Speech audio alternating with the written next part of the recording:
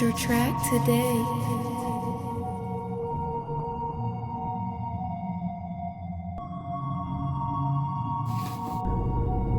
Bon, il faut que je raconte ma journée d'hier, mais avant ça, pensez à liker la vidéo, pensez à vous abonner, à activer la cloche de notification. On a un objectif de 600 abonnés avant la fin de l'année, donc on compte sur vous.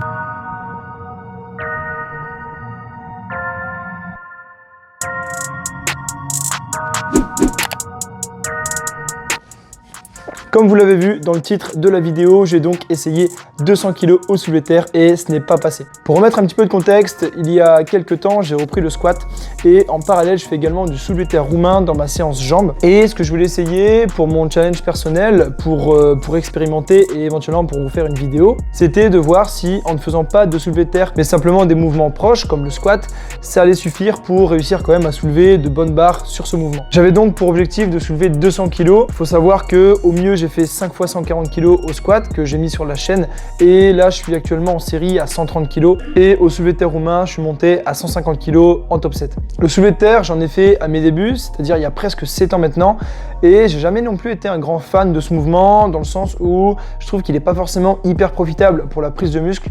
Ça dépend évidemment des individus mais de manière générale c'est surtout un exercice de force où on va faire parler son système nerveux plutôt que vraiment ses muscles. En plus de ça, malgré une bonne exécution avec le dos bien droit, une bonne mise en tension dans la barre au départ du mouvement, j'avais quand même des petites tensions au niveau du dos, forcément au niveau du bas du dos, en raison notamment de ma morphologie, où j'ai un buste plutôt long en proportion de mes fémurs. Mais bon, 200 kg, c'est une barre symbolique, c'est à mon sens une barre que tous les pratiquants de musculation voudraient faire, voudraient au moins passer une fois, et encore une fois, ça paraît très peu pour certains, surtout avec tout l'engouement qu'il peut y avoir sur les réseaux au niveau de la force athlétique, mais clairement, quand on pratique la musculation sérieusement, naturellement, faut dire qu'il n'y en a pas non plus beaucoup qui passent 200 kg si on regarde tous les pratiquants qui sont en salle. N'oubliez pas que ce que vous voyez sur internet, c'est généralement les meilleurs. Ce sont les personnes qui vont performer le plus et c'est en aucun cas la majorité des pratiquants. Alors j'ai testé ce soulevé de terre le mardi en sachant que j'avais fait un week-end à Paris le week-end avant. Évidemment, je dis pas ça pour me chercher des excuses. Il y avait peut-être un peu de fatigue, j'avais peut-être mal dormi,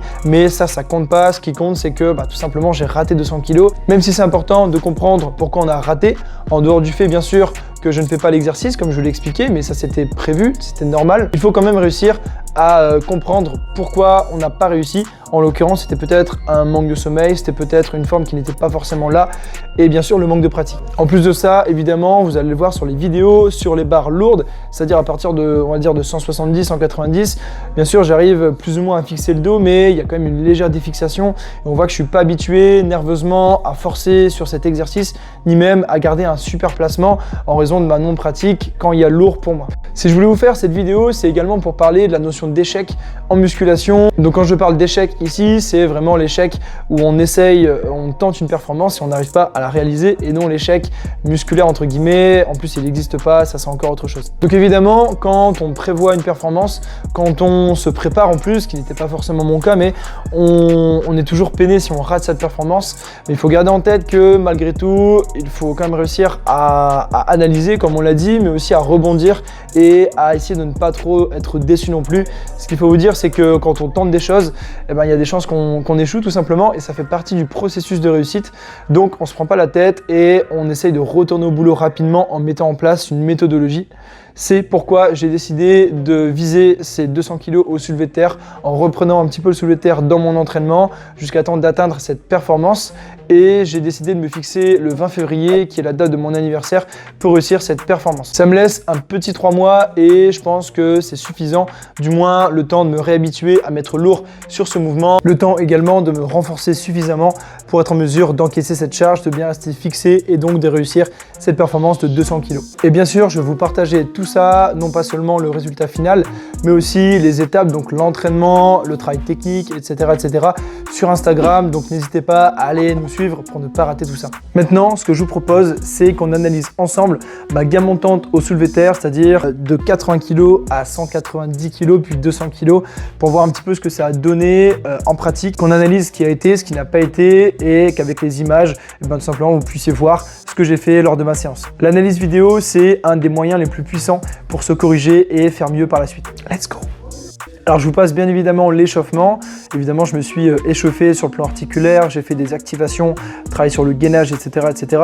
Et on démarre avec les premières barres. Donc j'ai pas filmé la première, elle a 50 kg, mais j'ai fait ensuite 80 kg pour 5 répétitions avec là un bon placement. On essaye tout de suite de faire une bonne mise en tension, d'avoir vraiment les abdos serrés, de gainer on va dire au niveau pelvien, donc tout ce qui est fessier, ischio-jambier aussi, hein, si on descend un petit peu.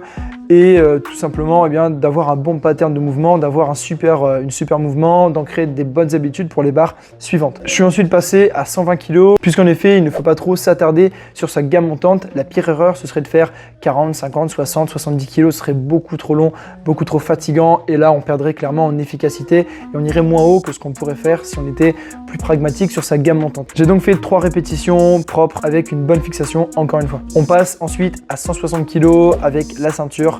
Et là, j'essaye vraiment de prendre le temps de pousser dans le sol, de ne pas partir trop vite. C'est vraiment l'erreur au soulevé de terre, c'est d'avoir le bassin qui monte en premier. Et donc là, on ramasse en dos, on appelle ça comme ça. Et là, c'est pas bon signe, on va pas être efficace. On va mettre beaucoup trop de tension sur le bas du dos, ce qui peut être préjudiciable par la suite. On voit donc que ça passe bien. C'est pourquoi je décide de passer directement à 190 kg. Et là, clairement, c'était un vrai RM, une vraie répétition maximale. Donc, je vous laisse regarder ça. Au début, ça va, c'est placé, mais le dos se défixe un petit peu et c'est pas ce que je conseille en tout cas. Bien sûr, ça reste occasionnel, exceptionnel, mais sur ce genre de répétition, c'est pas académique évidemment, ça reste un max à corriger en tout cas. J'ai ensuite tenté 200 kg et clairement, c'était trop lourd, même beaucoup trop lourd. J'étais déjà un petit peu fatigué, nerveusement évidemment, de ma barre précédente, mais en dehors de ça, clairement, je n'avais pas encore le niveau pour soulever 200 kg et donc la barre reste au sol tout simplement. J'ai ensuite décidé de tenter 195 kg pour essayer de trouver un entre-deux puisque j'avais réussi 190 mais pas 200 kg. Et malheureusement, la barre décolle d'1 millimètre, mais c'est trop lourd, j'étais clairement rincé nerveusement, donc ce n'est pas pour tout de suite. Voilà, j'espère en tout cas que cette vidéo vous a plu et a pu vous montrer un peu l'envers du décor également de certaines performances qu'on peut voir. Si j'avais réussi 200 kg, j'aurais peut-être rien dit, alors que là j'ai échoué 200 kg. Donc je vous avoue mon échec et clairement je trouve pas ça négatif. Je pense que c'est intéressant de reconnaître qu'on n'est pas encore au niveau, qu'on n'est pas encore assez fort pour faire ce qu'on souhaite et ça nous donne que des pistes d'amélioration et ça c'est que du bonus, c'est que du bonheur on va dire pour la suite parce que vous ne pouvez que progresser. Il est maintenant temps de se quitter, n'oublie pas ton cadeau si tu souhaites faire une prise de masse, c'est directement dans la description. Je t'offre un e-book qui t'explique des conseils exclusifs au niveau alimentaire et au niveau de l'entraînement sur la prise de muscle. Je parle un petit peu de moi également, de mon parcours pour essayer de te motiver et d'avancer tous ensemble. N'oublie pas également de commenter cette vidéo, de me donner ton avis sur tout ça et pourquoi pas de me donner également ton max pour me motiver dans les commentaires. C'était Florent, vous étiez sur Scan Training et on se dit à très vite. Salut!